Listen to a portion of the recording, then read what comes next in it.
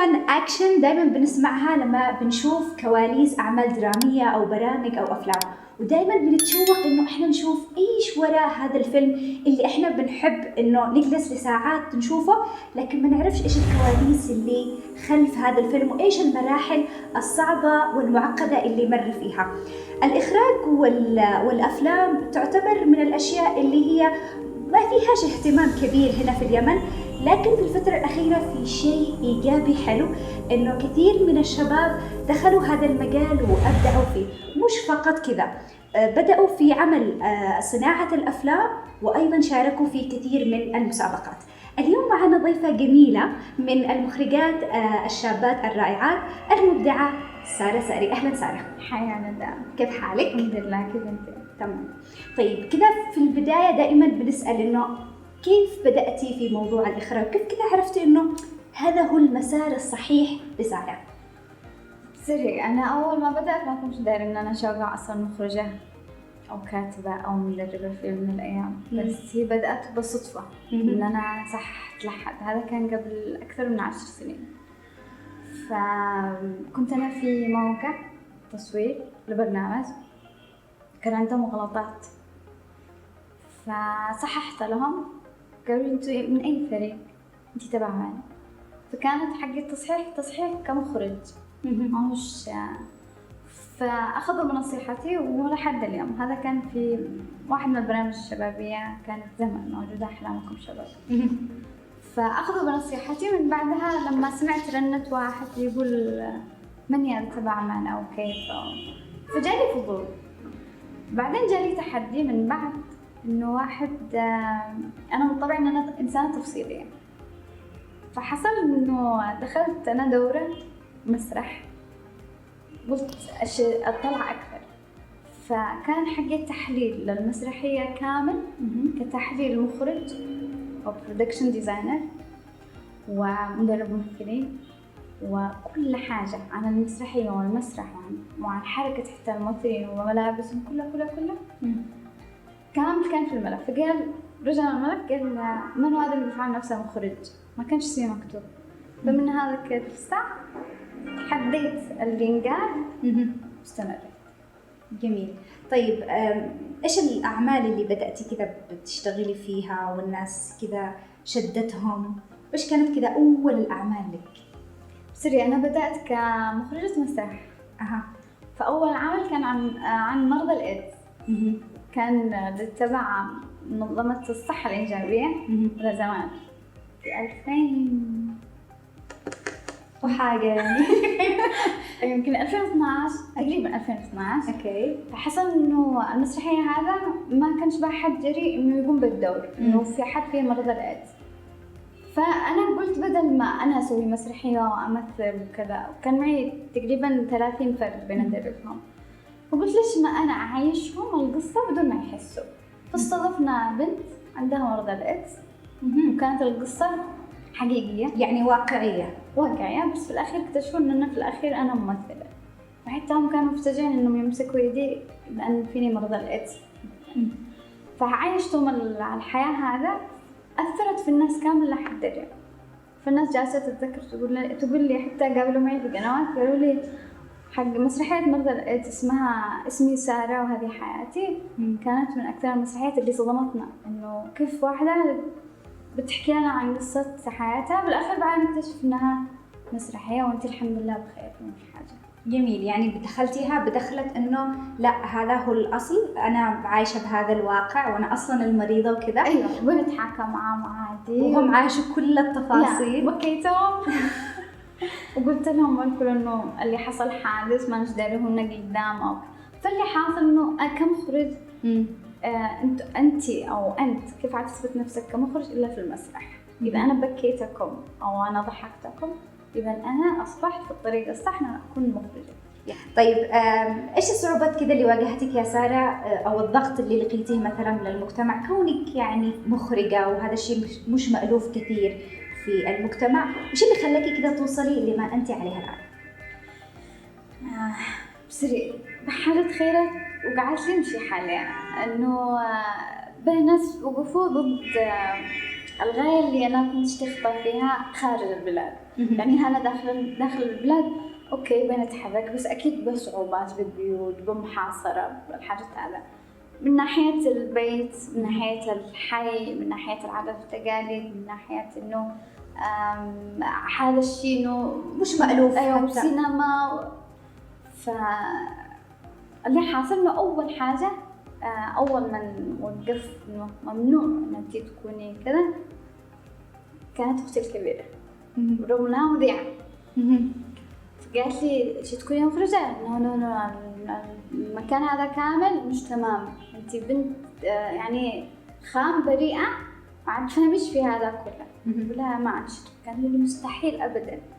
في كانت بتقول إنه هي كانت تنصحني لبعيد إنه سارة العمل هذا الشلالية ما عتنجحيش، لازم يكون معك علاقات وحق الشلة عتنجح. هذا كانت حق أنا اللي بعدين اكتشفت هذا الشيء من بعد.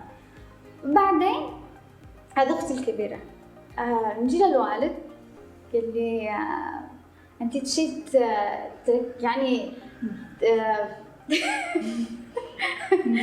إن الناس يقولوا علينا إن إحنا قليلين أصل، إنه لأنه هذا الشيء عندنا عيب، لأنه إذا لما تقولي لهم فن معناه أن أنت نقصتي من مقدار الآدمي هذا داخل الحارة الحي الأسرة. إذا أنت عاد تقولي لهم تمثيل أو أعدمتي حياته تماماً. فأنت تخيلي لما أقول أنا مخرجة، خاصة إحنا بنركز على العادات والتقاليد أكثر من أي شيء آخر. فأنت تخيلي يعني مش ممثلة ولا أول كل. أيوة. فقال لي مستحيل إن أنت تكوني في هذا الشيء لأن أنت عم تضري سمعتنا. قلت لها يا بابا أنا أكون أصلاً مخرجة أفلام وثائقية، ما قلت لك أنا مخرجة مسرح أو شيء. كنت أغطي بالأفلام الوثائقية لأنه أنا بدأت طريقي أصلاً في المسرح. أنا بدأت أكتشف نفسي هل أنا مخرجة حقيقية ولا أنا مخرجة مش حقيقية. الحمد لله نجحت، بس كأسرة ما حد عني إلا ماما. ماما لحد اليوم هي الوحيدة اللي تقول لي برافو بنتي، تمام استمري. الكل كان ضدي تماماً. بعدين لما شافوا التأثير أيوة خارج البلاد في مهرجانات قالوا لي احنا اسفين ما توقعناش في الحاجة. طيب ايش اكثر الحاجات اللي شاركتي فيها يعني خارجيا وكذا وضعت بصمة؟ الفيلم اللي هو من انتاجي الخاص، ما هوش تبع مخيم ولا تبع منظمة أو شيء، من إنتاجي الخاص. فيلم الموعد الأخير شاركت فيه في أول مهرجان في مالمو كعرض خاص. عرضوا في مهرجان مالمو للعرب في 2016، بعدين عرضوا في ستوكهولم، بعدين في 4 مدن ثانية. جميل. بعدين في 2019 في مهرجان المرأة العربية في البرازيل. يعني تنقل حقك أيوة. الفيلم بكل مكان. الحمد لله. بعدين في الخط هذا كامل كان بأفلام، من ضمنها فيلم اليمن أجرة.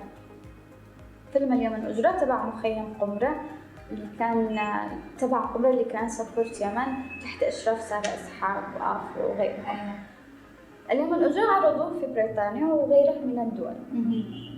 فكان حاجة حالية والكل، بس أنتي تفرحي لما حتى لو اشتغلتي مع ناس ثانية، حتى لو ما كانش من جيبك الخاص، بس بتبصري إنه الحاجة اللي كانوا بيمنعوها بدأت طبيعية. أيوة، وبدأت تطلع وتظهر بصورة راقية وجميلة. أيوة وطبيعية. يعني هي من الحياة أصلاً. يعني إحنا أصلاً حضارة نحب نوثق، حضارة تحب تحكي. إحنا أصحاب الآثار والنقوش وكل الحاجات اللي في الفنون إحنا أصحابها كيمنيين. فأنت تخيلي لما يجي وقت على اليمن يقول ممنوع، صح، ممنوع إنه هذا الحاجة لو تحكوا عن طريق الكاميرا أو عن طريق المسرح أو عن طريق أي حاجة ثانية. ممنوع. ليش ممنوع؟ عيب. ليش عيب؟ لأنه كان بممارسات من ناس معينين أساءوا لهذا المجال. أيوة. فأنت تخيلي أنت دحين لما تكوني مخرجة أو مخرج، أنت دحين أنت عبارة عن مرآة بلادك. صح إن الإعلام هو عبارة عن مرآة البلاد هذا، كيف عقليتهم، كيف ثقافتهم، كيف أنا أعرف ثقافة اليابان أو مصر أو كذا إلا من حقهم الإعلام. إن كان أفلام، إن كان مسرح، إن كان حتى أخبار إن كان قنوات تلفزيونية. طيب أنا كمخرجة يمنية ما تلقيتش التعليم داخل بلادي بالمرة.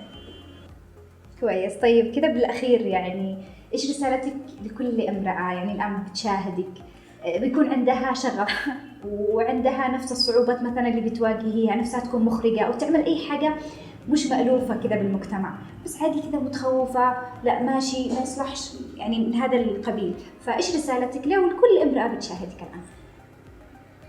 هو بسرق. أنا تعجبني آية في القرآن الكريم، وإن ليس للإنسان إلا ما سعى وإن لسعيه لسوف يرى. يعني أنت مهما سعيت، إن كان السعي هذا إن شاء الله في معاصي ولا في حاجات حالية، الحاجات الحالية هذا السعي اللي فيها إن شاء الله بنسبة 1% أثره نعم بسرق، لأنه سعي سوف يرى. طيب البنت كيف ما كانت الصعوبات حولها سبحان الله لا بيرزق المنافذ وبيرزق لها والكل الطريق. بس كسينما انسوا موضوع بس سينما في اليمن، تنشروا أعمالكم، إذا بنت تكون مخرجة أو شيء تفعلها أنا وعلى طول إنها تنشرها خارج البلاد، بس تحاول إنها تتسلح بالمعلومات من الإنترنت، من الناس اللي هنا أي دولة تسمع عنها دخلت فيها عادي، حتى الشباب نفس كلنا يعني كلنا سوا. جميل جدا، شكرا لك يا سارة، وكان لقاء كذا حبوب سريع. لا سلام، وإن شاء الله كذا نشوف لك دائما يعني أفلام وحاجات دائما تشرفك وتشرف اليمن إن شاء الله. شكرا لك. أهلا وسهلا. وبكذا نكون وصلنا للختام، إن شاء الله نلتقي في فيديو جديد يقدمه يمن انفورميشن سنتر. إلى اللقاء.